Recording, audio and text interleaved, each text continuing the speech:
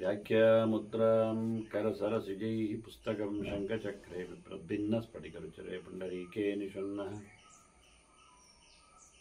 अम्लानश्रीरमृतविशदैरंशुभिप्लावयन् मामाविर्भूयादनगमहिमा मानसे वागधीशः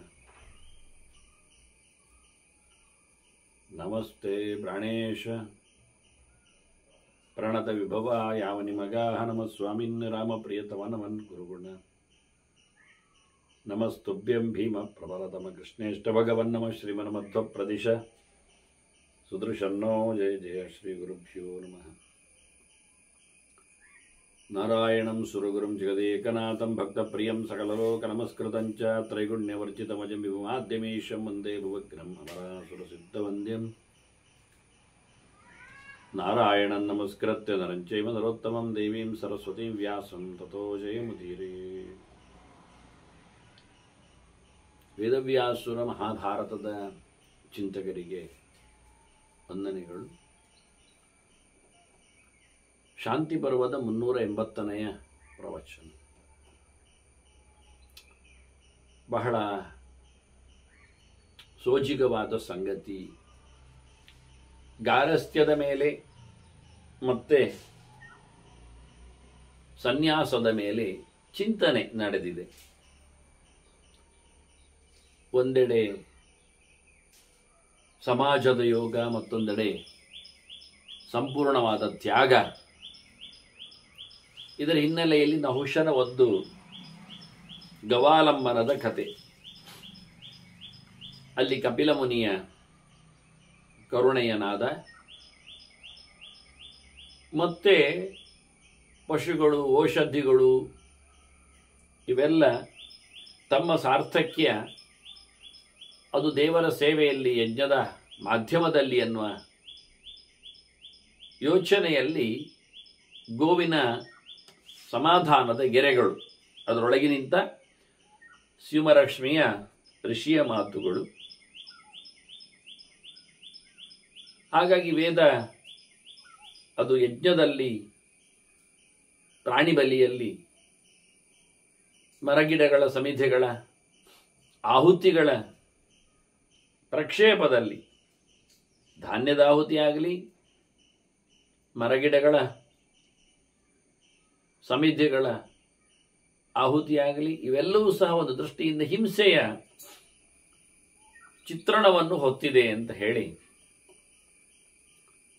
ಅದರ ಬಗ್ಗೆ ಯಜ್ಞದಲ್ಲಿ ತಾತ್ಪರ್ಯ ಇದೆ ಇಲ್ಲ ಅಂತ ಆದಾಗ ಕಪಿಲ ಮತ್ತೆ ಹೇಳುತ್ತಾನೆ, ವೇದಗಳು, ಶಾಸ್ತ್ರಗಳು ಕರ್ಮಗಳನ್ನು ಹೇಳುತ್ತಾವೇ ಹೇಳುವುದಿಲ್ಲ, ಅಭಿಪ್ರಾಯಗಳನ್ನು ಮುಚ್ಚಿಡುತ್ತಾವೆ. ಆದ್ದರಿಂದ ಯಾವುದೇ ಕರ್ಮಗಳನ್ನು ಮಾಡಬೇಕು ಇಲ್ಲ ಎನ್ನುವುದು ಸ್ಪಷ್ಟ ಆಗ್ತಾ ಇಲ್ಲ. ಮಾಡದಿದ್ದರೆ ದೋಷ ಬರ್ತದೆ, ಮಾಡಿದ್ರೆ ತಪ್ಪಾಗ್ತದೆ. ನೋಡಿ ಇವನು ಹೇಳುವಂಥದ್ದು ಸಿಕ್ಕಿ ಬೀಳುತ್ತೇವೆ. ಹೀಗಾಗಿ ಕರ್ಮ ತ್ಯಾಗಕ್ಕೇನೆ ಹೆಚ್ಚು ಒತ್ತು ಇದೆ ಅಂತ ಆತನ ವಾದ. ಏವಂ ವಿದಿತ್ವ ಸರ್ವಾರ್ಥಾನ್ ಆರಭೇತೇತಿ ವೈದಿಕಂ. ಎಲ್ಲ ವಿಷಯಗಳನ್ನು ಚೆನ್ನಾಗಿ ತಿಳಿದು ನಡೆಸಬೇಕು ಅಂತ ಹೇಳಿಕೊಂಡು ವೇದದ ವಾದ. ಯೋ ಹವಾ ವಿದಿತಾರ್ಷಂದೋ ದೈವತ ಬ್ರಾಹ್ಮಣೇನ ಯಜತೆ ಅಂತ ಹೇಳಿಕೊಂಡು ತಿಳಿಯದೆ ಒಂದೊಮ್ಮೆ ಅರ್ಥಗಳನ್ನು, ಅದರ ವಿಚಾರಗಳನ್ನು, ಅದರ ವಿನಿಯೋಗ ಪ್ರಕ್ರಿಯೆಗಳನ್ನು, ಅದರ ಪರಮಾರ್ಥವನ್ನು ಎಲ್ಲ ಅರಿತುಕೊಳ್ಳದೆ ಉಪಯೋಗಿಸಿಕೊಂಡರೆ ವೇದವನ್ನು ಗರ್ತೇವ ಪದ್ಯತೆ ಪ್ರವಾಮೀಯತೆ ಅಂತ ಹೇಳಿ ಮಾಡಿದವನು, ಮಾಡಿಸಿದವನು ದುರ್ಗತಿಯನ್ನು ಪಡಿತಾನೆ ಅಂತ. ಹೀಗೆ ಉಪಯೋಗಿಸಲ್ಪಡತಕ್ಕಂತಹ ಮಂತ್ರಗಳಿಗೆ ಕಮ್ಮಿ ಅಂದರೆ ತ್ರಿರ್ಥತಾಂ ಶ್ರುತಿಷುವಿತ್ತ ದಶಾರ್ಥ ಮೇಳಿದಾಗ ತ್ರಯೋರ್ಥ ಸರ್ವವೇದೇಶು ಅಂದಾಗಿ 3 ಅರ್ಥಗಳಿರುವಾಗ ಆ ಒಂದು ಮಂತ್ರವನ್ನು ಬಳಸಿಕೊಂಡಾಗ ಅವನಿಗೆ 3 ಅರ್ಥ ಗೊತ್ತಾಗ್ತದ? ಅದರ ಪದಗಳಲ್ಲಿ ಬರತಕ್ಕಂಥ ಚಿಂತನೆಗಳು ಅವನಿಗೆ ಗೊತ್ತಿದೆಯಾ? ಸ್ವರದ ಚಿಂತನೆ ಆಗಲಿ, ಅಕ್ಷರದ ವ್ಯವಸ್ಥೆ ಆಗಲಿ, ಅನಂತ ನಿಯಮಗಳಿಂದ ತುಂಬಿರತಕ್ಕದ್ದು ಅನಂತ ವೇದಗಳಾದ್ರಿಂದ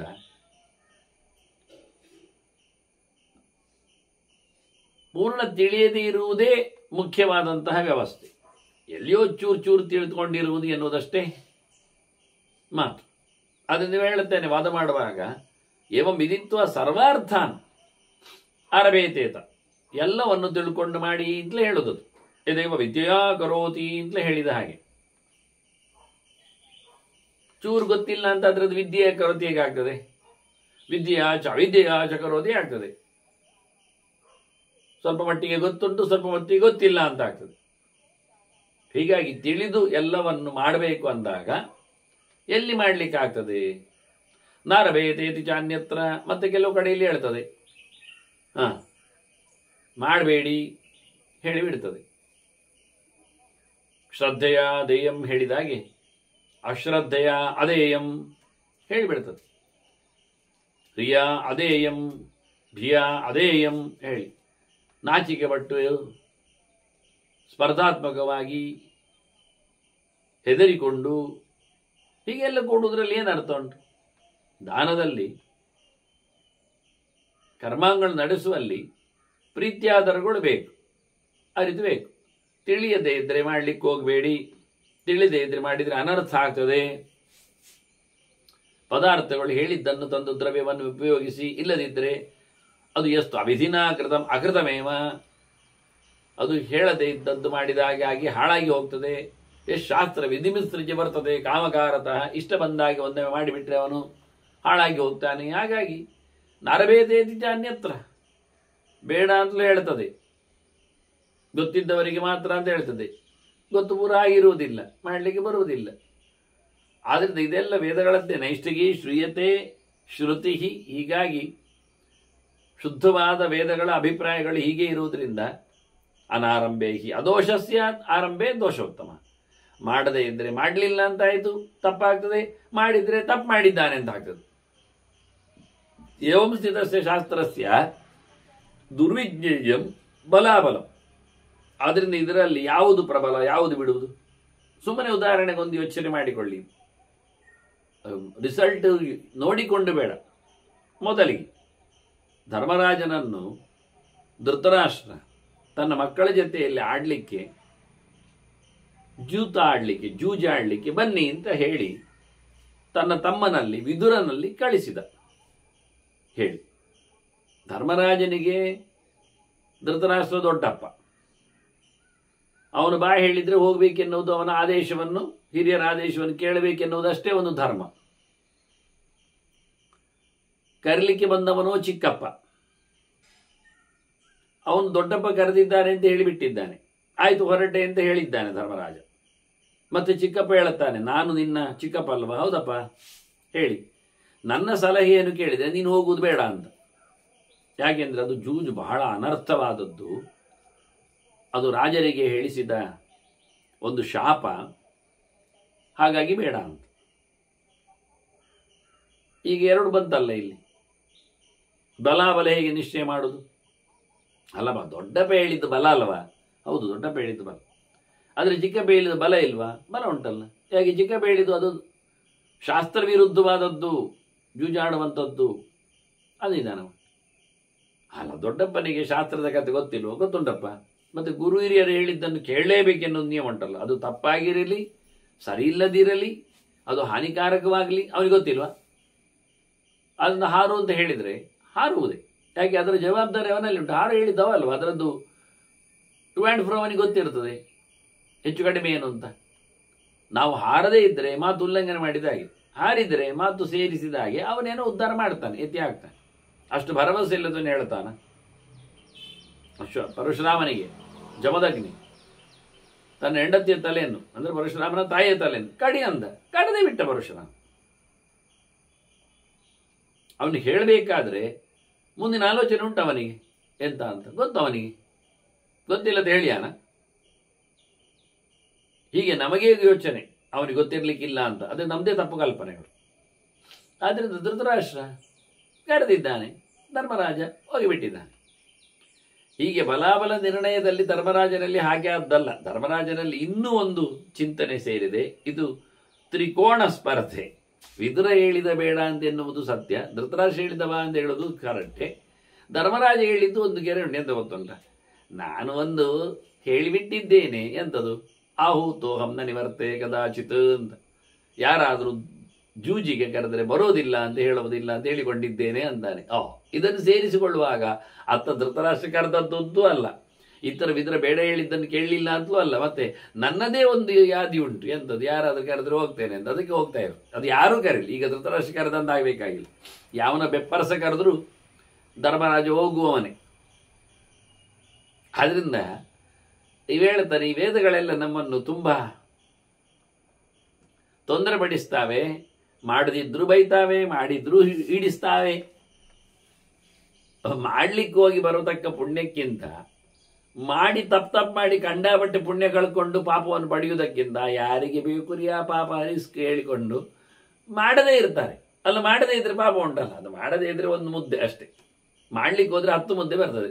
ಎಲ್ಲ ಕಡೆ ತಪ್ಪೇ ಆಗ್ತದೆ. ಉಳಿದವರದ್ದು ಬೈಗಳು ಕೇಳಬೇಕು, ಮನೆ ಮಂದಿ ಎಲ್ಲ ಒದ್ದಾಡಬೇಕಾಗ್ತದೆ.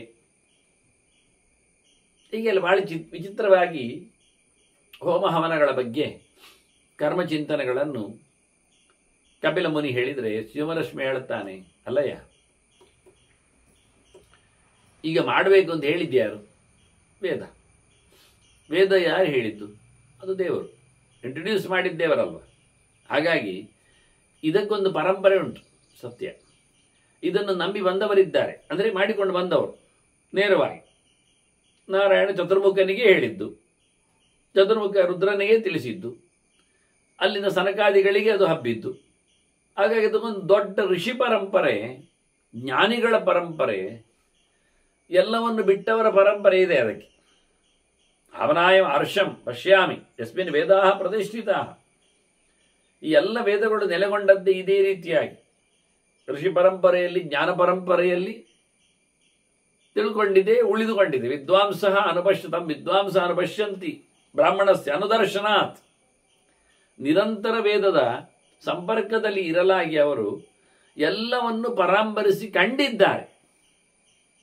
ತಿಳ್ಕೊಳ್ಳದೆ ಮಾಡಲಿಕ್ಕೆ ಆಗುವುದಿಲ್ಲ ಅಂತ ನೀನೇನು ಹೇಳ್ತಿ, ಅದು ಸರಿ. ಅವರು ತಿಳ್ಕೊಂಡಿದ್ದಾರೆ ಎನ್ನುವುದು ಸತ್ಯ.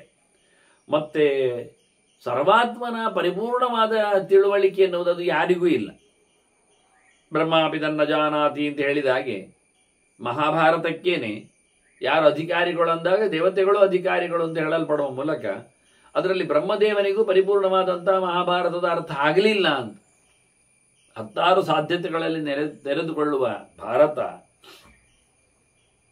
ವೇದಕ್ಕಿಂತಲೂ ಮಿಗಿಲಾಗಿ ಅದರ ಕಂಪೈಲಿಂಗ್ ವೇದವ್ಯಾಸರಿಂದ ಆಗಲಿಕ್ಕೆ ಹೋಗಿ ಇನ್ನೂ ಬಾಕಿ ಉಂಟು ಹೇಳ್ತಾರೆ. ಮತ್ತೆ ಗೊತ್ತಿಲ್ಲ ಅಂದ್ರೆ ಎಲ್ಲರಿಗೂ ಗೊತ್ತು, ಚೂರು ಎಲ್ಲರಿಗೂ ಉಂಟು. ಈಶ ಸರ್ವೋಪಜಾನತೆ. ಪ್ರವೇಶ ಮಾಡಿದವನಿಗೆ ಇದು ಪಾಂಡವರ ಗೆಲ್ಮೆಯನ್ನು ಹೇಳುತ್ತದೆ ಎನ್ನುವುದರಲ್ಲಿ ಯಾರಿಗೂ ಗೊತ್ತಿಲ್ಲ. ಇದು ಕೃಷ್ಣನ ಪಾರಪತ್ಯವನ್ನು ತಿಳಿಸುತ್ತದೆ, ಅದು ಯಾರಿಗೂ ಗೊತ್ತಿರುವುದಿಲ್ಲ. ಇದು ಕೌರವನ ಕೊನೆಯನ್ನು ಹಾಡಿದೆ, ಅದು ಯಾರಿಗೂ ಗೊತ್ತಿರುವುದಿಲ್ಲ. ಹೀಗಾಗಿ ಸಣ್ಣದಾಗಿ ವಿಷಯ ಎಲ್ಲರಿಗೂ ಗೊತ್ತಿರ್ತದೆ, ಅಷ್ಟನ್ನಾದರೂ ತಿಳ್ಕೊಳ್ಳೋದು ಅವರ ಯೋಗ್ಯತೆಯಿಂದ ತಿಳ್ಕೊಳ್ಳೋದು ಹೇಳಿದ್ದು ಹೊರತು ಪೂರಾ ತಿಳಿಯುವುದು ಅಂತ ಹೇಳಿ ಇದು ಒಳ್ಳೆ ಕಥೆ ಆಯ್ತಲ್ಲ. ನಾನು ಜಪವನ್ನು ಪೂರ ತಿಳಿದ ನಂತರ ಮಾಡುತ್ತೇನೆ ಅಂದ್ರೆ, ಜಪ ಅಂದ್ರೆ ಸಂಧ್ಯಾ ವಂದನೆ ಅಂತ ಇಟ್ಕೊಂಡು ಒಬ್ಬ ಹುಡುಗ ಕೂತರೆ ಉಪನಯನ ಆದ ತಕ್ಷಣ ಅವನು ಯಾವಾಗ ಜಪ ಮಾಡ್ಯ? ಅದರದ್ದು ಕಂಪ್ಲೀಟ್ ಅವನಿಗೆ ಅರಿವು ಎನ್ನುವುದು ಯಾವಾಗ ಬರ್ತದೆ? ಅಷ್ಟು ಸಮಯ ಮಾಡದೇ ಇದ್ದದ್ದು ಅವನ ಕಥೆಯನ್ನು. ಹಾಗೆಲ್ಲ ಮೊದಲೇ ಮಾಡಿದರೆ ತಪ್ಪಾಗಿರ್ತದೆ. ಹೌದು, ತಪ್ಪಾದ್ರೆ ಮಾಡಿದ್ರಿಂದ ಪಾಪ ಬರ್ತದೆ ಅಂತ ಮಾಡುವುದಿಲ್ಲ. ಅಂದ್ರೆ ಪೂರ ತಿಳಿದದ್ದು ಮಾಡ್ತೇನೆ ಅಂತ ಕಾದು ಕೂತ್ರೆ ಇಷ್ಟು ದಿನ ಮಾಡದೇ ಇದ್ದದ್ರ ಪಾಪ ಯಾರಿಗೆ? ಎಲ್ಲಿಯೋ ಕಲಿತುಕೊಂಡ ಇಟ್ಕೊಳ್ಳೋ, ಪೂರ ಗೊತ್ತಾಯ್ತು ತಿಳ್ಕೊಳ್ಳೋ, ಬಿಡಿ, ಹೇಳಿಕೊಳ್ಳುವ ಹಾಗೆ ನಮಗೆ. ಆದರೂ ಅಷ್ಟು ಸಮಯ ಮಾಡದೇ ಇದ್ದದ್ದು, ಅದರಿಂದ ತಪ್ಪಾದರೂ ಮಾಡುವುದು ಸರಿ ಆಗ್ತದೆ. ಹೆಚ್ಚು ತಪ್ಪು ಆದರೂ ಹೆಚ್ಚು ಅನ್ಯಾಯ ಆಗುವುದಿಲ್ಲ. ತಿಳ್ಕೊಳ್ಳಿಕ್ಕೆ ಪ್ರಯತ್ನ ಪಟ್ಟದ್ದರಿಂದ ಪಡದೇ ತಪ್ಪೇ ಮಾಡುವುದನ್ನೇ ಒಪ್ಪಿಕೊಂಡು ಹೋಗುವುದು ಅದರದ್ದು ದೊಡ್ಡ ತಪ್ಪೇ. ತಿಳಿಲಿಕ್ಕೋಸ್ಕರ ಪ್ರಯತ್ನ ಪಟ್ಟು ತಪ್ಪು ಮಾಡ್ತಾ ಇದ್ರೆ ಒಂದಲ್ಲ ಒಂದು ದಿನ ತಿದ್ದಿಕೊಂಡಾಗ ಸರಿ ಆಗ್ತದೆ. ಅದನ್ನು ಇವರೆಲ್ಲ ನೋಡಿಕೊಂಡೇ ಅದನ್ನು ಹೇಳಿಕೊಂಡದ್ದರಿಂದ ವೇದ ಎಲ್ಲೋ ಭಗವಂತನಿಗೆ ಪ್ರಿಯವಾಗಿ ನಿಂತದ್ರಿಂದ ದೇವರ ಸುದ್ದಿಯೇ ಅಲ್ಲಿರುವುದು, ದೇವರೇ ಹೇಳಿದ್ದು, ದೇವರಿಗಾಗಿಯೇ ತಿಳಿಸುವಂಥದ್ದಂದಾಗ ಇದರಲ್ಲಿ ಬೆಲೆ ಜಾಸ್ತಿ ಉಂಟು. ಬ್ರಾಹ್ಮಣ ಪ್ರಭವೋ ಯಜ್ಞ ಬ್ರಾಹ್ಮಣಾರ್ಪಣೆಯವಚ. ವೇದದಲ್ಲಿ ಹೇಳಿರತಕ್ಕಂಥ ಕರ್ಮಗಳು, ಯಜ್ಞಯಾಗಗಳು ಅದು ಭಗವಂತನ ಆರಾಧನೆಯಾಗಿದೆ ಅಲ್ವಾ, ಅದು ದೇವರಿಗೆ ಸಮರ್ಪಣೆಗೆ ಇರುವಂಥದ್ದಲ್ಲ. ಅದರಿಂದ ನಮಗೋಸ್ಕರ ಅಲ್ಲಲ್ಲ ಅದರಲ್ಲಿ ಆಗುವಂಥದ್ದೆಲ್ಲ ಅಂತ. ಅನು ಯಜ್ಞಂ ಜಗತ್ ಸರ್ವಂ ಯಜ್ಞಶ್ಚ ಅನು ಜಗತ್ ಸದಾ. ಇಡೀ ಊರಿಗೆ ಯಜ್ಞ ಬೇಕು. ಯಜ್ಞದಿಂದಾಗಿ ಜನರು, ಜನರಿಂದಾಗಿ ಯಜ್ಞ, ಜನರಿಗಾಗಿ ಯಜ್ಞ, ಯಜ್ಞಕ್ಕಾಗಿ ಜನರು. ಜನರ ಬದುಕು ಹಸನಾಗುವುದು ಹೇಗೆ? ಅವರು ಮಾಡಿರತಕ್ಕ ಕರ್ಮಗಳು ಯಜ್ಞ ಆದಾಗ, ಅದು ದೇವರ ಸೇವೆ ಆದಾಗ. ಯಜ್ಞ ಇರುವುದು ಹೇಗೆ? ಜನರನ್ನು ಹಸನುಗೊಳಿಸಲಿಕ್ಕೋಸ್ಕರವೇ. ಹಾಗಾಗಿ ಎಲ್ಲ ಯಜ್ಞಗಳು ಜನರ ಸಂಪರ್ಕದಲ್ಲಿ ಇರುವಂಥದ್ದು, ಜನರ ಸಂಪರ್ಕದಲ್ಲಿಯೇ ಎಲ್ಲ ಯಜ್ಞಗಳು ಬದುಕಿರುವಂಥದ್ದು. ಓಮಿತಿ ಬ್ರಹ್ಮಣ ಯೋನಿಹಿ. ಇಡೀ ವೇದದ ಸಾರ ಇರುವುದು, ಅದರ ಮೂಲ ಇರುವುದು ಅದು ಓಂಕಾರದಲ್ಲಿ. ಓಂಕಾರವು ದೇವರನ್ನೇ ಹೇಳುವುದು. ಇಡೀ ಜಗತ್ತಿನಲ್ಲಿ ಪ್ರವೇಶ ಮಾಡಿದವ, ಇಡೀ ಜಗತ್ತನ್ನು ತನ್ನಲ್ಲಿ ಪ್ರವೇಶಿಸಿಕೊಂಡವ, ಸಕಲ ವೇದಗಳಲ್ಲಿ ಬರತಕ್ಕ ನಾಮ ಮಾತುಗಳಿಂದೆಲ್ಲ ಹೇಳಲ್ಪಡುವವ, ಎಲ್ಲ ಗುಣಗಳಿಂದ ತುಂಬಿಕೊಂಡು ಸಕಲ ವೇದಗಳಿಂದ ಅಭಿವ್ಯಕ್ತನಾಗುವ, ಅವಿವಾಚ್ಯನಾಗುವವ, ಅವಿಧೇಯನಾಗಿ ನಿಂತವ. ಹಾಗಾಗಿ ವೇದದಲ್ಲಿ ಬರತಕ್ಕಂಥ ನಮಃ, ಸ್ವಾಹ, ಸ್ವದಾ, ವಷಟ್ ಇವೆಲ್ಲ ತ್ಯಾಗಾರ್ಥಗಳಲ್ಲಿ, ಸಮರ್ಪಣೆಯ ನೆಲೆಯಲ್ಲಿ ಭಗವಂತನನ್ನು ಮಾತಿನ ಮೂಲಕ ಹೊತ್ತುಕೊಳ್ಳುವ, ಅವನ ಸರ್ವೋತ್ತಮವಾದಂತಹ ಜ್ಞಾನಾದಿ ಷಡ್ಗುಣಗಳ ಚಿಂತನೆ ನಡೆಸತಕ್ಕಂತಹ ಹಿನ್ನೆಲೆಯಲ್ಲಿ ಈ ಮಾತುಗಳೆಲ್ಲ ನಿಂತಿವೆ. ಅದನ್ನು ಉಪಯೋಗಿಸಿಕೊಳ್ಳುತ್ತೇವೆ ನಾವು ವೇದವನ್ನು. ಅಗ್ನಿಮುಖದಲ್ಲಿ ಆ ಮಂತ್ರದಿಂದ ಆ ದೇವತೆಗೆ ಆಹುತಿ ಕೊಡುವ ಮೂಲಕ ಅದರೊಳಗಿರತಕ್ಕಂಥ ಪ್ರಾಣನಾರಾಯಣನ ಪ್ರೀತಿಗಾಗಿ ಅಂತ ಹೇಳುತ್ತಾ ಎಸ್ಸೇ ತಾನಿ ಪ್ರಯುಜ್ಯಂತೆ ಯಥಾಶಕ್ತಿ ಇರ್ತಾನೆ. ಅವನು ತನ್ನಷ್ಟರ ಪಾಡಿಗೆ ಎಷ್ಟಾದರೂ ಶಕ್ತಿ ಉದ್ದಷ್ಟು ಅದನ್ನು ಉಪಯೋಗಿಸಿಕೊಳ್ಳಲಿಕ್ಕೆ ಬರ್ತವೆ. ಶಕ್ತಿ ಇಷ್ಟೇ ಹೇಳಿಕೊಂಡು ಕಮ್ಮಿ ಮಾಡಲಿಕ್ಕಿಲ್ಲ, ಅದನ್ನು ಬೆಳೆಸಿಕೊಳ್ಳಬೇಕು. ಅವನ ಧಾರಣ ಶಕ್ತಿಯನ್ನು, ಬುದ್ಧಿಶಕ್ತಿಯನ್ನು, ಅವನ ಚಿಂತನ ಶಕ್ತಿಯನ್ನು, ಅವನ ಅಧ್ಯಯನದ ಶಕ್ತಿಯನ್ನು, ಹಾಗೆ ಅದನ್ನು ನಡೆಸಿಕೊಡತಕ್ಕಂತಹ ಸಾಮರ್ಥ್ಯ ವಿಶೇಷವನ್ನು ದ್ರವ್ಯಾದಿಗಳ ಶಕ್ತಿಯೊಂದಿಗೆ. ಹೀಗೆ ಅನೇಕ ಮಂತ್ರಗಳಲ್ಲಿ ಪಂಚಮಂತ್ರಗಳು ಯಜಯೇಜಾಮಹೆ ಅಂತ ಹೇಳ್ತಾ ಔಷಟ್ ಅಂತ ಹೇಳಿಕೊಂಡು, ಹಾಗಾಗಿ ಭಗವಂತನಿಗೆ ತ್ಯಾಗವನ್ನು, ಅಗ್ನಿಯ ಮಾಧ್ಯಮದಲ್ಲಿ ಆಹುತಿಗಳ ಸಮರ್ಪಣೆಯನ್ನು ಉಲ್ಲೇಖ ಮಾಡಿದ್ದಾರೆ. ಎಲ್ಲರೂ ನಡೆಸ್ತಾರೆ ಆದಷ್ಟು. ನ ಸಸ್ಯ ತ್ರಿಷು ಲೋಕೇಶು ಪರಲೋಕ ಭಯಂ ವಿದು. ಯಾರಿಗಾದ್ರೂ ಇವತ್ತಿನವರೆಗೆ ಮಾಡಿದ್ದರಲ್ಲಿ ಏನಾದರೂ ಸ್ಥಾನಮಾನಗಳು ಅವರಿಗೆ ಕೈಕೊಟ್ಟು ಹೆದರಿಕೊಂಡವರಿದ್ದಾರ? ಬಿಟ್ಟೋದವರು ಇರ್ತಾರ? ಹೀಗೆ ವೇದವೇ ಕೇಳ್ತದೆ, ವೇದವೇ ಉಲ್ಲೇಖ ಮಾಡ್ತದೆ. ತನ್ನನ್ನು ನಂಬಿ ಬಂದ ಅವರಿಗೆ ಯಾವ ಲೋಕದಲ್ಲಿಯೂ ಯಾವ ರೀತಿಯಾದರೂ ತೊಂದರೆ ಆಗುವುದಿಲ್ಲ. ಇತಿ ವೇದಾಹ ವಾಸ್ತವವಾಗಿ ವದಂತಿಯ ಸಿದ್ಧಾಶ್ಚ ಪರಮರ್ಷಯ. ಅದರಲ್ಲಿ ಫಲಸಿದ್ಧಿಯನ್ನು ಪಡೆದವರು, ಈವನ್ ಋಷಿಗಳು ಸಹ ಜ್ಞಾನದ ನೆಲೆಯಲ್ಲಿ ನೆಲೆಗೊಂಡ ಯೋಗಿಗಳಾಗಿದ್ದರು. ಯಜ್ಞಯಾಗಗಳನ್ನು ನಡೆಸುವಲ್ಲಿ ಅವರೇನು ಅಸಫಲರಲ್ಲ, ಅದನ್ನು ವಿರೋಧಿಸುವುದೂ ಇಲ್ಲ. ಅದಕ್ಕಾಗಿ ಅವರಲ್ಲೇ ಇರತಕ್ಕಂಥ ಕೆಲವು ದ್ರವ್ಯಗಳೊಂದಿಗೆ ಅವರಿಗೇನು ಪೇಟೆಗಳು, ಸಂತೆಗಳು ಎಲ್ಲ ಬೇಡ. ಇದ್ದ ಬಿದ್ದ ಅರಣ್ಯ ಸಂಪತ್ತಿನಲ್ಲೇ ಅದನ್ನೆಲ್ಲ ನಡೆಸಿಕೊಡ್ತಾರೆ, ಮಾಡಿದ್ದಾರೆ ಅವರು. ಎಲ್ಲರ ಕೈಯಲ್ಲಿ ಎಲ್ಲ ಇರುವಂಥದ್ದು ಇದುವೇ. ಋಚಃ ಯಜುಂಷಿ ಸಾಮಾನಿ ಸ್ತೋತ್ರಾಣಿ ವಿಧಿಚೋದಿತ ಯಸ್ಮಿನ್ನೇತಾನಿ ಸರ್ವಾಣಿ ಭವಂತೀಹ ಸವೈ ದ್ವಿಜ. ನಿಜವಾಗಿ ಯಾರು ನಿಜವಾಗಿ ಸಂಸ್ಕಾರವಂತನು ಕೇಳಿದರೆ, ಮರುಹುಟ್ಟು ಪಡೆದವನು ಅಂತ ತಿಳ್ಕೊಂಡ್ರೆ, ಭಗವಂತನ ಎಚ್ಚರವುಳ್ಳವನು ಅಂತ ಕೇಳಿದರೆ, ನಿಜವಾಗಿ ವೇದಗಳನ್ನೆಲ್ಲ ಯಾರು ಹೊತ್ತಿದ್ದಾನವನು. ರುಚಃ ಯಜುಂಷಿ ಸಾಮಾನಿ ಸ್ತೋತ್ರಾಶ್ಚ ವಿಧಿಚೋದಿತ. ಏನು ಶಾಸ್ತ್ರ ಇದನ್ನು ಪ್ರಯೋಗಿಸು ಅಂತ ಹೇಳ್ತದೆ, ನಮಗೆ ಕರ್ಮಗಳಲ್ಲಿ ಚೋದನೆಯನ್ನು, ಪ್ರೇರಣೆಯನ್ನು ಮಾಡ್ತದೆ. ಅದಕ್ಕೆ ಅನುಗುಣವಾಗಿ ಬೇಕಾಗಿರತಕ್ಕಂಥ ಮೆಟೀರಿಯಲ್, ಮಂತ್ರಗಳನ್ನು, ಕರ್ಮಾಂಗದ ಸೂತ್ರಗಳನ್ನು, ದೇವತೆಗಳನ್ನು ಹಾಡುವ, ಅವರ ಲಕ್ಷಣಗಳನ್ನು ಹೇಳುವ ಸ್ತೋತ್ರಗಳನ್ನು, ಗಾಥೆಗಳನ್ನು, ಅವರ ಪರಿಚಯದೊಂದಿಗೆ ಅತ್ಯಂತ ಅವರ ಸಂಭ್ರಮವನ್ನು ಹೇಳತಕ್ಕಂಥ ಕೆಲವು ಮಾತುಗಳು, ಸ್ತೋಭಗಳು, ಶಸ್ತ್ರಗಳು, ಇವೆಲ್ಲವೂ ಯಾರಲ್ಲಿ ವಿಶೇಷವಾಗಿ ನೆಲೆಗೊಂಡಿದೆ ಅವನೇ ತಿಳಿದವನು ಅಂತ ಅರ್ಥ.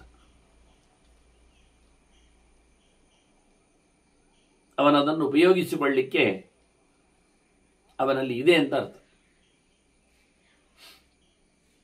ಅಜ್ಞಾದಾಯ ಯದ್ಭವತಿ ಅಜ್ಞಾಧೇಯೇ ಯದ್ಭವತಿ ಯಚ್ಚ ಸೋಮೇ ಸುತೆ ದ್ವಿಜ ಯಚ್ಚೇತರೈ ಮಹಾಯಜ್ಞೈ ವೇದತತ್. ಭಗವಾನ್ ತಥಾ ನಿನಗೆ ಪ್ರತಿನಿತ್ಯ ಅಗ್ನಿ ಹೋಮ ಮಾಡುವುದನ್ನು ಸಾಯಂ ಪ್ರಾತಃ ಅಗ್ನಿಹೋತ್ರಂಜು ಹೋತಿಯಿಂದ ಪ್ರತಿನಿತ್ಯ ಅಗ್ನಿಹೋತ್ರಗಳ ವಿಷಯ ತಿಳಿದಿದೆ. ನಿನ್ನ ಋಷಿಯಾದ ನಿನಗೆ ಗೊತ್ತಿಲ್ಲ ಅಂತಲ್ಲ. ಹಾಗೆ ಸೋಮಯಾಗದ ಕಥೆಯು ನಿನಗೆ ಅರ್ಥ ಆಗಿದೆ. ಅದರಂತೆ ಇತರ ಯಜ್ಞಯಾಗಗಳು ನೀನು ನೋಡಿದೆ. ದರ್ಶೇಷ್ಠಿ ಯಾಗಗಳಂತೆ ಆಪ್ತೋರ್ಯಾಮಾದಿಗಳು, ಈ ಎಲ್ಲ ಯಜ್ಞಗಳು ನಡೆಸಿಕೊಡುವಾಗ ಅದರಲ್ಲಿ ಆಗತಕ್ಕಂತಹ ಪರಿಣಾಮ, ಫಲಪ್ರಾಪ್ತಿ, ತೃಪ್ತಿ, ಆನಂದ ಇವೆಲ್ಲ ಏನು ಅಂತ ನಿನಗೂ ಗೊತ್ತುಂಟು. ಅದು ಹೇಳಬೇಕಾಗಿಲ್ಲ, ನಿನಗೇನು ಗೊತ್ತಿಲ್ಲದ ಸಂಗತಿ ಅಲ್ಲ. ಹಾಗಾಗಿ ತಸ್ಮಾತ್ ಬ್ರಹ್ಮನ್ ಯಜೇಚ್ಛೈವ ಯಾಜೇಚ್ಛ ಅವಿಚಾರಯ. ಆದ್ರಿಂದ ಮನುಷ್ಯ ಯಜ್ಞ ಮಾಡಲೇಬೇಕು, ಯಜ್ಞ ಮಾಡಿಸಲೇಬೇಕು. ಇದೆರಡು ಅವನ ಮುಖ್ಯವಾದ ಕರ್ಮಗಳು. ಯಜನ, ಯಾಜನ, ಅಧ್ಯಯನ, ಅಧ್ಯಾಪನ, ದಾನ, ಪ್ರತಿಗ್ರಹ ಅಂತ ಹೇಳಿ ಷಟ್ಕರ್ಮಿಗಳಿಂದ ಇದು ಅರ್ಥ. ಸಂಸ್ಕಾರವಂತನಾದವನು ವೇದ ಅಧ್ಯಯನ ಮಾಡಿಕೊಳ್ಳಬೇಕು, ಅದನ್ನು ಇನ್ನೊಬ್ಬರಿಗೆ ತಿಳಿಸಿಕೊಡಬೇಕು. ಅದರಿಂದ ಆ ಮಂತ್ರಗಳನ್ನು ಯಜ್ಞದಲ್ಲಿ ವಿನಿಯೋಗಿಸಿಕೊಳ್ಳಬೇಕು. ಇನ್ನೊಬ್ಬರಿಂದ ಯಜ್ಞಾದಿಗಳನ್ನು ನಡೆಸಬೇಕು ತಾನು. ಅದಕ್ಕೆ ಸಂಬಂಧಪಟ್ಟಂತೆ ಬೇಕಾಗಿರುವ ಸ್ವತ್ತುಗಳನ್ನು ಕೊಡಬೇಕು. ಕೊಟ್ಟಾಗ ಉಳಿದವರಲ್ಲಿ ತಗೊಳ್ಳಿಕ್ಕೂ ಉಂಟವನಿಗೆ ಯೋಗ್ಯತೆ, ಅಧಿಕಾರ. ಹೀಗೆ ಮುಖ್ಯವಾಗಿ ಅವನು ಮಾಡಬೇಕಾದ್ದು ಯಜ್ಞವನ್ನು ಉಳಿಸಿಕೊಳ್ಳಬೇಕಾದ್ದು. ದೇವರ ಸಂಕಲ್ಪದಲ್ಲಿ, ದೇವರ ಸಂಪರ್ಕದಲ್ಲಿ ನೇರ ಇರುವಂತಹ ಸಂಗತಿ. ದಾನಾದಿಗಳು ಸಾಮಾಜಿಕ ಮುಖಗಳಲ್ಲಿದೆ, ಸಂಪರ್ಕದಲ್ಲಿ.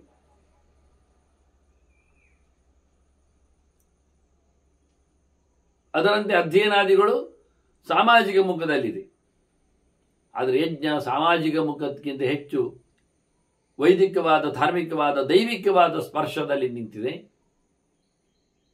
ಅದು ಇವನು ಸತ್ತುಗಳ ಜೊತೆಯಲ್ಲಿ ಅಗ್ನಿಮುಖದ ಸಮಾರಾಧನೆಯನ್ನು ನಡೆಸಲೇಬೇಕು. ಯಜತೋ ಯಜ್ಞವಿಧಿನ ಪ್ರತ್ಯ ಸ್ವರ್ಗಬಲಂ ಮಹತ್. ಯಜ್ಞದ ಪ್ರಕಾರ ಉಂಟಲ್ಲ, ಅದಕ್ಕೊಂದು ತಂತ್ರಾಂಶ ಇದೆಲ್ಲ. ಆ ಪ್ರಕಾರವಾಗಿ ಯಜ್ಞ ಮಾಡಲಿಕ್ಕೆ ಅದು ಕೆಲವು ದಿವಸಗಳನ್ನು ಪಡೆಯತಕ್ಕಂಥ ಯಜ್ಞಗಳು ಇವೆ. ಸಾಂಗೋಪಾಂಗವಾಗಿ ಮಾಡಲಿಕ್ಕೆ ಹೋದಾಗ ಅದನ್ನು ಯಜ್ಞವನ್ನು ವಿದ್ಯುಕ್ತವಾಗಿ ನಡೆಸಿಕೊಂಡಾಗ ಅವನು ಸ್ವರ್ಗದ ಫಲವನ್ನು ಖಂಡಿತವಾಗಿ ಪಡೆಯುತ್ತಾನೆ. ಫಲವಾಗಿ ಸ್ವರ್ಗವನ್ನು, ಅದು ಅತ್ಯಂತ ನಿವೃತ್ತಿಯ ಪೂರ್ವಕವಾದ ಸ್ವರ್ಗವಾಗಿರ್ತದೆ.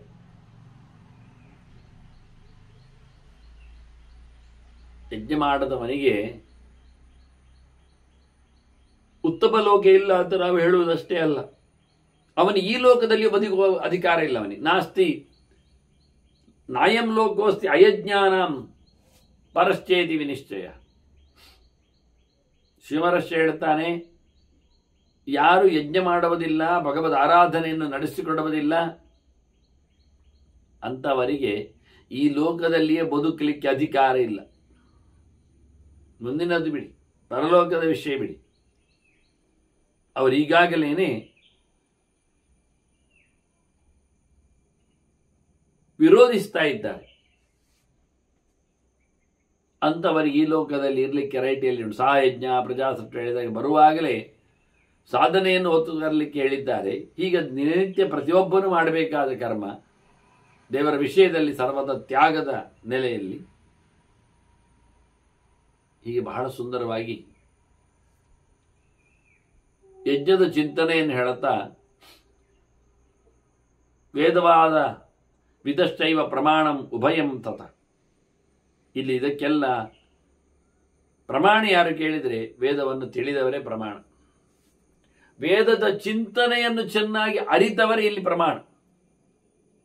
ಪ್ರವೃತ್ತಿ ಧರ್ಮಕ್ಕೂ ನಿವೃತ್ತಿ ಧರ್ಮಕ್ಕೂ ಮಾಡಲು ಹೇಳಲಿಕ್ಕೂ ಬಿಡಲು ಹೇಳಲಿಕ್ಕೂ ಯಾವುದು ಮಾಡಲಿಕ್ಕೆ ಯಾವುದು ಬಿಡಲಿಕ್ಕೆ ಯಾರಿಗೆ ಮಾಡಲಿಕ್ಕೆ ಯಾರಿಗೆ ಬಿಡಲಿಕ್ಕೆ ಅನ್ನೋ ಎಲ್ಲವರ ಚಿಂತನೆಯಲ್ಲಿ ನಮಗೆ ವೇದಜ್ಞರೇ ಇಲ್ಲಿ ಪ್ರಮಾಣರಿದ್ದಾರೆ ಅಂತ ಆತ ಹೇಳಿದರೆ ಕಪಿಲ ಹೇಳುತ್ತಾನೆ ಅಲ್ಲ, ಏನಾದರೂ ಕರ್ಮವನ್ನು ನಡೆಸಿಕೊಟ್ಟಾಗ ಅದರದ್ದೊಂದು ಬೌಂಡ್ರಿ ಇಯತ್ತ ಇಷ್ಟೇ ಅಂತೇಳಿ ಗೊತ್ತಾಗೋದಿಲ್ವ? ಆದ್ರಿಂದ ನನಗೆ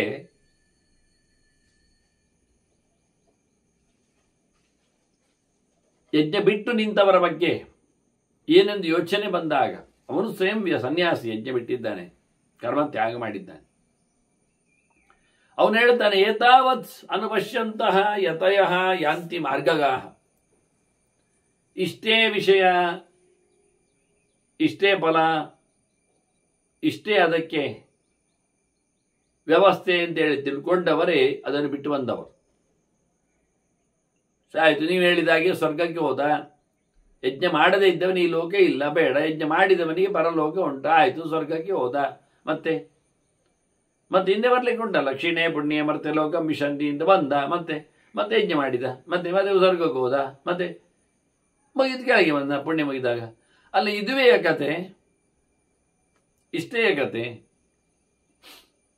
ಸ್ವರ್ಗದ ಕಥೆಯಲ್ಲಿ, ವೇದದ ಕಥೆಯಲ್ಲಿ ಇಷ್ಟೇ ತಿರುಗುವುದು ಮಾತ್ರವ? ಅದಕ್ಕೋಸ್ಕರ ನಾವು ಆ ಸ್ವರ್ಗವನ್ನು ಬಯಸುವುದಿಲ್ಲ ಅಂತ ಹೇಳಿ ಅದಕ್ಕೆ ಕಾರಣವಾದಂಥ ವೇದದ ಈ ಯಜ್ಞಯಾಗಗಳ ಗೊಡವೆಗೆ ಹೋಗುವುದಿಲ್ಲ.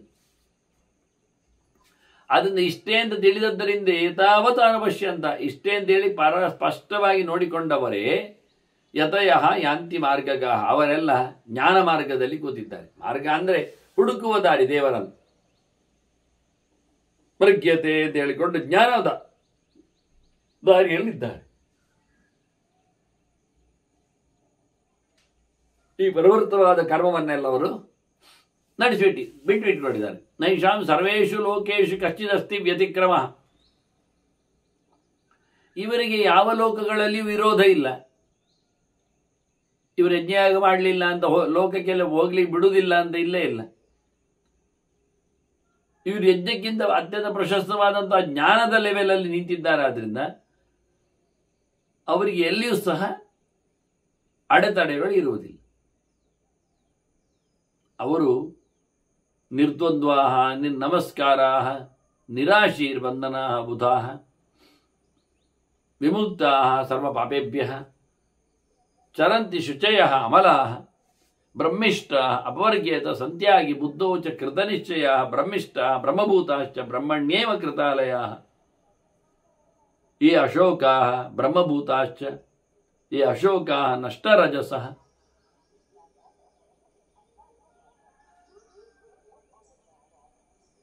ತೇಷಾಂ ಲೋಕಾಃ ಸನಾತನಾಃ. ಇವರಿಗೆ ಅತ್ಯಂತ ಪ್ರಶಸ್ತವಾದ ಲೋಕಗಳಿವೆ. ನಿರ್ದ್ವಂದ್ವಾಃ, ಅವರು ಲೋಕದ ಯಾವುದೇ ದ್ವಂದ್ವಗಳಿಗೆ ಒಳಗಾಗದವರು, ದ್ವಂದ್ವಾತೀತರಿದ್ದಾರೆ. ಮತ್ತೆ ನಿರ್ನಮಸ್ಕಾರ, ಯಾರಿಗೂ ಯಾರನ್ನು ಸಹ ಯಾರಿಂದಲೂ ಸಹ ಅವರು ತಮ್ಮನ್ನು ಹೊಗಳಬೇಕು, ಗೌರವಿಸಬೇಕು, ಕೈಕಾಲು ಹಿಡಿಬೇಕು, ಅದರಲ್ಲಿ ಇಲ್ಲ. ಅವರು ಯಾರಿಂದಲೂ ತಮ್ಮ ಬೇಳೆ ಬೇಯಿಸಿಕೊಳ್ಳುವುದೂ ಇಲ್ಲ. ಜನಸಾಮಾನ್ಯರವರನ್ನು ಗುರುತಿಸಿ ಹೊಗಳಬೇಕೆನ್ನೋದಕ್ಕೆ ಎಚ್ಚರವೂ ಅವರಲ್ಲಿಲ್ಲ. ನಿರಾಶೀರ್ಬಂಧನ, ಯಾವುದೇ ಆಸೆಯ ಬಂಧನಕ್ಕೆ ಒಳಗಾಗದವರು, ಯಾವ ಆಮಿಷಗಳಿಗೂ ಬೀಳದವರು. ಹಾಗಾಗಿ ಬುಧ ಎಚ್ಚರವನ್ನು ಪಡೆದಿದ್ದಾರೆ ಚೆನ್ನಾಗಿ ಚಿಂತನೆಯಲ್ಲಿ.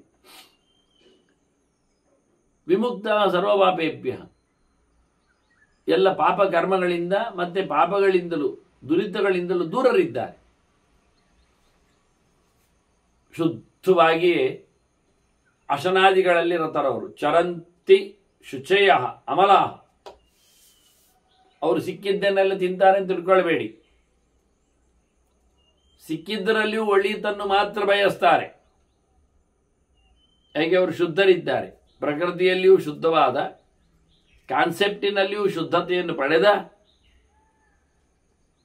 ಸ್ವತ್ತುಗಳನ್ನಷ್ಟೇ ಸ್ವೀಕಾರ ಮಾಡುವುದರಿಂದ ಅವರು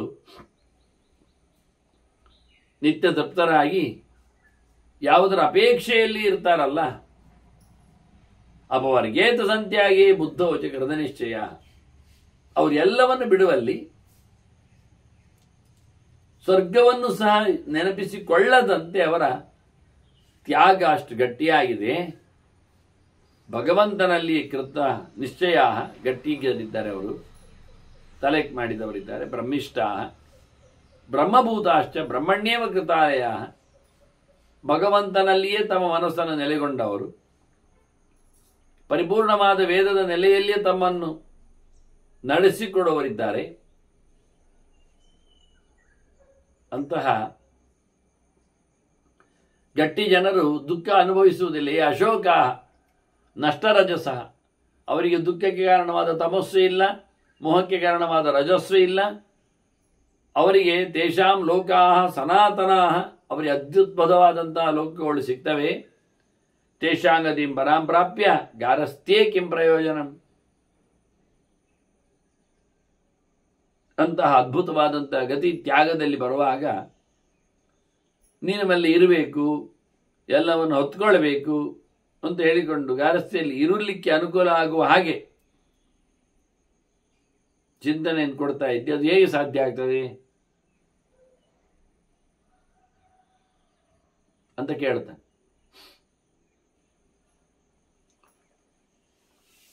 ಆಗ ಶಿವಮರಶ್ಮಿ ಹೇಳ್ತಾನೆ, ಯದ್ದೇಶಾಂ ಪರಮಾನಿಷ್ಠ ಯದ್ದೇಶಾಂ ಪರಮಾಗತಿ. ಈಗ ಸನ್ಯಾಸಿಗಳಿಗೆ ಅತ್ಯುತ್ತಮವಾದ ಸ್ಥಾನಮಾನ ಉಂಟು ಎನ್ನುವುದು ಒಪ್ಪುವ. ಅವರಿಗೆ ಅತ್ಯುತ್ತಮವಾದ ಸ್ಥಾನಮಾನದ ವ್ಯವಸ್ಥೆ ಆದ್ದು ಎಲ್ಲಿ, ಹೇಗೆ? ಅವರು ದೊಡ್ಡವರು ಅನಿಸಿಕೊಂಡದ್ದು ಯಾವಾಗ, ಎಲ್ಲಿದ್ದಾಗ?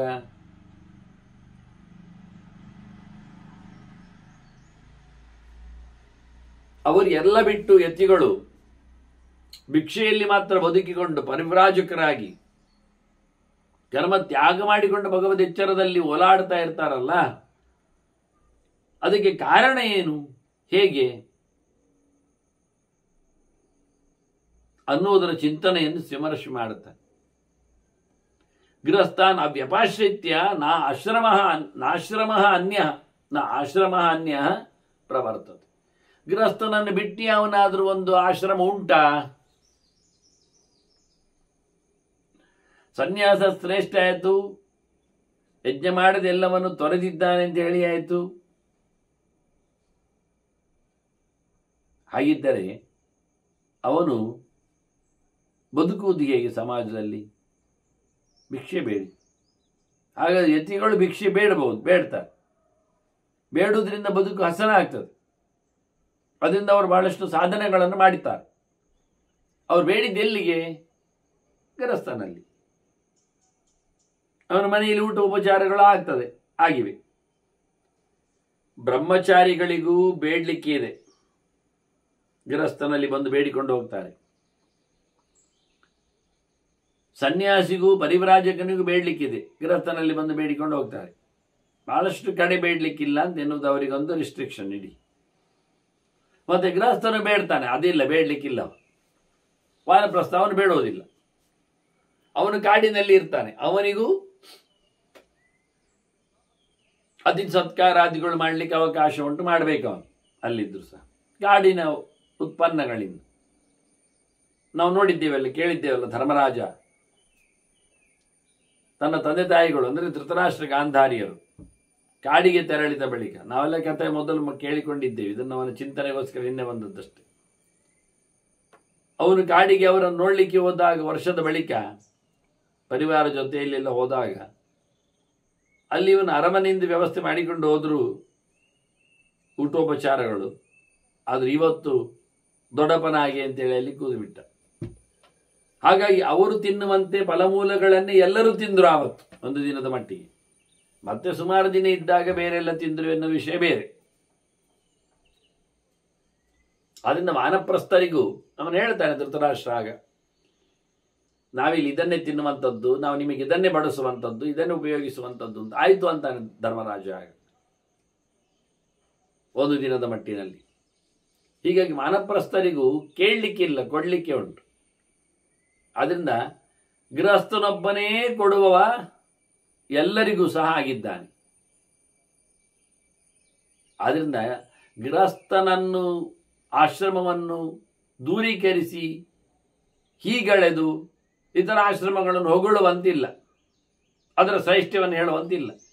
ಸನ್ಯಾಸಾಶ್ರಮದ ಶ್ರೈಷ್ಠ್ಯಕ್ಕೂ ಪರಿವ್ರಾಜನಿಗೆ ಪ್ರವ್ರಜ್ಯಕ್ಕೆ ಕಾರಣನಾಗಿ ಅವನಿಗೆ ಭಿಕ್ಷೆ ಹಾಕುವ ಮೂಲಕ ಅವನನ್ನು ಚಾತುರ್ಮಾಸ್ಯದಲ್ಲಿ ಪೋಷಣೆ ಮಾಡುವ ನೆಲೆಯಲ್ಲಿಯೂ ನೆಲೆಗೊಂಡದ್ದು ಗೃಹಸ್ಥನಾದ್ರಿಂದ ಅವನು ಉತ್ತಮ ಗತಿಯನ್ನು ಪಡೆದರೂ ಗೃಹಸ್ಥನ ಬೆನ್ನ ಹಿಂದೆ, ಗೃಹಸ್ಥನ ಕೆಲಸ ಇದೆ ಅವನ ಬೆನ್ನ ಹಿಂದೆ ಎನ್ನುವುದು ಅರ್ಥ ಮಾಡಿಕೊಳ್ಳಿಕ್ಕುಂಟು ಅಂತ. ಗೃಹಸ್ಥ ಏವಯಜತೆ ಗೃಹಸ್ಥ ತಪ್ಯತೆ ತಪಃ. ಮನೆಯಲ್ಲಿದ್ದುಕೊಂಡವನಿಗೇನೆ ಪೂಜೆ ಪುನಸ್ಕಾರಗಳು ಮಾಡಲಿಕ್ಕಿರತಕ್ಕದ್ದು ಸಿಗುವಂಥದ್ದು. ವ್ರತ ನಿಯಮಗಳು, ಹಬ್ಬ ಹರಿದಿನಗಳು, ಕರ್ಮಾಂಗಗಳು, ದೇವತಾರಾಧನೆಗಳು, ಚಿಂತನೆಗಳು, ಅಧ್ಯಯನಗಳು, ಅಧ್ಯಾಪನಗಳು ಎಲ್ಲ ಆಗುವುದೆಲ್ಲಿ? ಮನೆ ಮಾಡಿದವನಿಗೆ. ಬ್ರಹ್ಮಚಾರಿ ಕಲೀಲಿಕ್ಕಿರುವುದು ಕಲಿಸ್ಲಿಕ್ಕಲ್ಲ. ಸನ್ಯಾಸಿ ಹೋಗ್ತಾ ಇರ್ತಾನೆ, ಒಂದು ಕಡೆಯಲ್ಲಿ ಕೂತ್ಕೊಳ್ಳಿಕ್ಕಿಲ್ಲ. ವಾನಪ್ರಸ್ಥ ಕಾಡಿನಲ್ಲಿದ್ದಾನೆ, ಸಮಾಜ ಜನರ ಸಂಪರ್ಕ ಇಲ್ಲ. ಹಾಗಿದ್ದರೆ ಇರುವುದು ಯಾರಿಗೆ? ಗೃಹಸ್ಥನಿಗೆ ಮಾತ್ರ. ಬಗೆ ಬಗೆಯ ಹಬ್ಬ ಹವನಗಳು, ವ್ರತ ನಿಯಮಗಳು, ಪೂಜೆ ಪುನಸ್ಕಾರಗಳು ಏನು ಮುಗಿಯಲಾರದಷ್ಟು. ಅದರಿಂದ ಒಂದೊಮ್ಮೆ ಯಜ್ಞ ಮಾಡಿದ ಅಂದರೆ ಗೃಹಸ್ಥನೇ. ಯಾಕೆ ಅವನು ದನ ಸಾಕಿರ್ತಾನೆ, ಗೋದಾನ ಮಾಡುತ್ತಾನೆ, ಹಾಲು ಹೈನುಗಳಲ್ಲಿ ಬೇಕಾದಷ್ಟಿವೆ, ತುಪ್ಪಗಳನ್ನು ತಯಾರಿಸ್ತಾನೆ, ಹೋಮ ಮಾಡ್ತಾನೆ. ಇಲ್ಲಾದರೂ ಹೋಮಕ್ಕೆ ಎಲ್ಲಿ ಜನ? ಕಾಡಿನಲ್ಲಿ ದನ ಇಲ್ಲ, ದನ ಸಾಕುವುದಿಲ್ಲ, ತುಪ್ಪವನ್ನು ತರಲಿಕ್ಕೆ ಬರುವುದಿಲ್ಲ, ತೆಗಿಲಿಕ್ಕೆ ಆಗುವುದಿಲ್ಲ. ಅದರಿಂದ ವಾನಪ್ರಸ್ಥನಿಗಿಲ್ಲ ಬಗೆ ಬಗೆಯ ಅದ್ಭುತವಾದಂತಹ ಶಾಂತಿ ಹೋಮಗಳೆಲ್ಲ. ಪರಿವ್ರಾಜಕ ಅವನು ಅಗ್ನಿಯನ್ನು ತ್ಯಾಗ ಮಾಡಿದವ, ಅವನಿಗೆ ಅಗ್ನಿಯಲ್ಲಿ ಪೂಜೆ ಪುನಸ್ಕಾರಗಳು ಇಲ್ಲ. ಬ್ರಹ್ಮಚಾರಿಗೆ ಇನ್ನೂ ಅಗ್ನಿಯೇ ಸಿಗಲಿಲ್ಲ, ಅವನಿಗೆ ಮದುವೆ ಆದಾಗ ಬರುವಂಥದ್ದು ಹೆಂಡತಿಯ ಜೊತೆಯಲ್ಲಿ ಅಗ್ನಿ, ಅದು ಇಲ್ಲ. ಗುರುಕುಲದಲ್ಲಿ ಗುರುಗಳ ಉಪಾಸನೆಯಲ್ಲಿ ಗುರು ಅಗ್ನಿಯ ಮಾತ್ರ ಅಲ್ಲಿ ಇರುವಂಥದ್ದು, ಅವನದಲ್ಲ ಸ್ವಂತದ್ದು. ಹೀಗಾಗಿ ಆಗುವುದಿದ್ರೆ ಗೃಹಸ್ಥನಿಗೆ ಮಾತ್ರ. ಆದ್ದರಿಂದ ಗಾರಸ್ಥ್ಯಂ ಅಸ್ಯ ಧರ್ಮಸ್ಯ ಮೂಲಂ ಯತ್ಕಿಂಚಿದೇವಹಿ. ಎಲ್ಲ ಧರ್ಮಕ್ಕೆ ಮೂಲ ಯಾವುದಂದ್ರೆ ಗಾರಸ್ಥ್ಯ, ಮನೆ ಮಾಡುತ್ತೆ, ಕುಟುಂಬತನ, ಮದುವೆ, ಮಕ್ಕಳು ಎಲ್ಲ.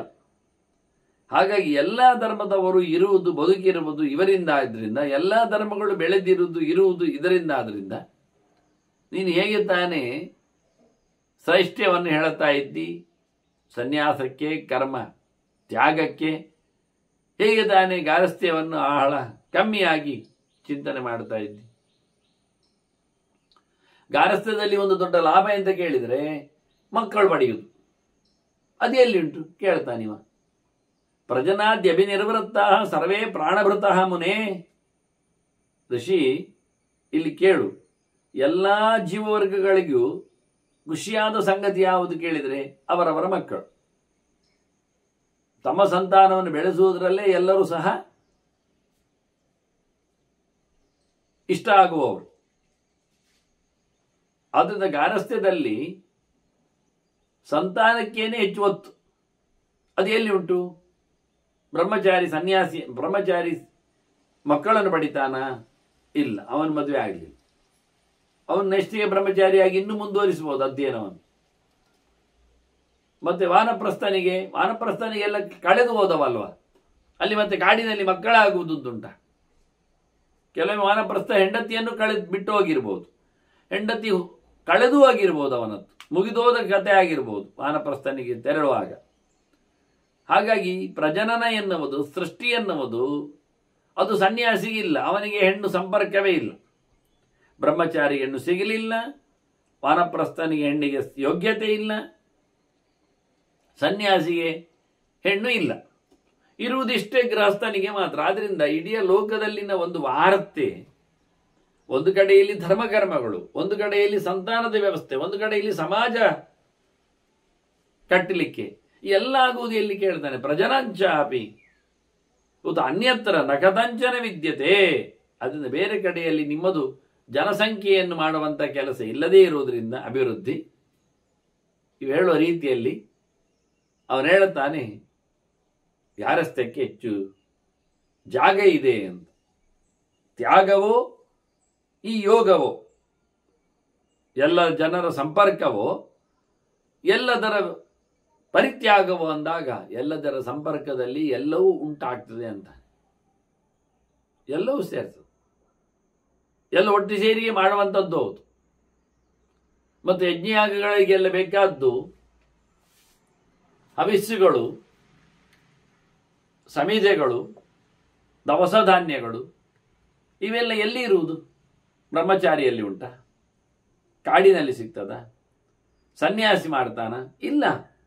ಇವೆಲ್ಲಕ್ಕೂ ಮನೆ, ತೋಟ, ಗದ್ದೆ ಇವನ್ನೆಲ್ಲ ಮಾಡಿಕೊಂಡವ ಯಾರು? ಗೃಹಸ್ಥ. ಔಷಧಿಭ್ಯ ಬಹಿರ್ಯಸ್ಮಾತ್ ಪ್ರಾಣಿ ಕಶ್ಚಿನ್ನ ವಿದ್ಯತೆ. ತಿನ್ನದೇ ಇರುವುದು ಅಂತೊಂದುಂಟಾ ಕೇಳುತ್ತಾನೆ. ಇಲ್ಲವಾ? ಎಲ್ಲರಿಗೂ ತಿನ್ನಲಿಕ್ಕೆ ಬೇಕು. ಬದುಕು ಅಂದಾಗ ಅದುವೇ ಮುಖ್ಯ. ಊಟ, ಉಪಚಾರ. ಯಾವುದೇ ಪ್ರಾಣಿ ಪಕ್ಷಿಗಳಲ್ಲಿ ಇಟ್ಟುಕೊಳ್ಳಿ, ಕ್ರಿಮಿಕೀಟಗಳನ್ನು ತಗೊಳ್ಳಿ, ತಿನ್ನದೇ ಇರ್ಲಿಕ್ಕೆ ಆಗುವುದಿಲ್ಲ ಅಲ್ವಾ? ಹೌದು. ಹಾಗಾಗಿ ತಿನ್ನಲಿಕ್ಕೆ ಸಿಗುವುದು ಎಲ್ಲಿ? ಇವನ ಮನೆಯಲ್ಲಿ. ಗೃಹಸ್ಥನೇ ತಯಾರು ಮಾಡುವುದವನೇ. ದವಸ ಧಾನ್ಯಗಳನ್ನು ತೆಗಿತಾನೆ, ಹಣ್ಣು ಹಂಪಲುಗಳನ್ನು ತೋಟ ಮಾಡಿ ತೆಗಿತಾನೆ. ಆದರೆ ಇವೆಲ್ಲ ಬದುಕಲಿಕ್ಕೆ ಇರುವಂಥದ್ದು ಮರಮಟ್ಟುಗಳು, ಗಿಡಗೆಂಟೆಗಳು, ಹಣ್ಣುಕಾಯಿಗಳು, ದವಸ ಧಾನ್ಯಗಳು ಎಲ್ಲ ಗೃಹಸ್ಥನಿಂದ ಆಗುವುದು. ಔಷಧಿಭ್ಯ ಬಹಿರ್ಯಸ್ಮ ಪ್ರಾಣಿ ಕಶ್ಚಿನ್ನ ವಿದ್ಯತೆ.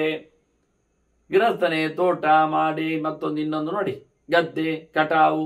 ಉಂಚವೃತ್ತಿಯವರು ಬದುಕುವುದು ಹಾಗೆ. ಶಿರಂಚ ವೃತ್ತಿಯವರು ಹಕ್ಕಿಗಳಿಗೆ ತಿನಿಸು ಸಿಗ್ತದೆ.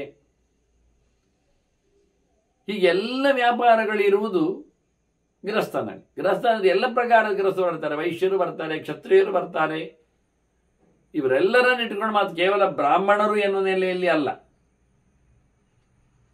ಹಾಗಾಗಿ ಸಮಗ್ರವಾಗಿ ಗಾರಸ್ಥಿ ಎನ್ನುವುದು ಇಡೀ ಸಮಾಜವನ್ನು ಗಟ್ಟಿ ಕಡ್ತದೆ. ಹಾಗಾಗಿ ಕಸ್ತೇಶಾವಾಗ್ ಭವೇತ್ ಸತ್ಯ ಮೋಕ್ಷೋ ನಾಸ್ತಿ ಗೃಹಾದಿತಿ.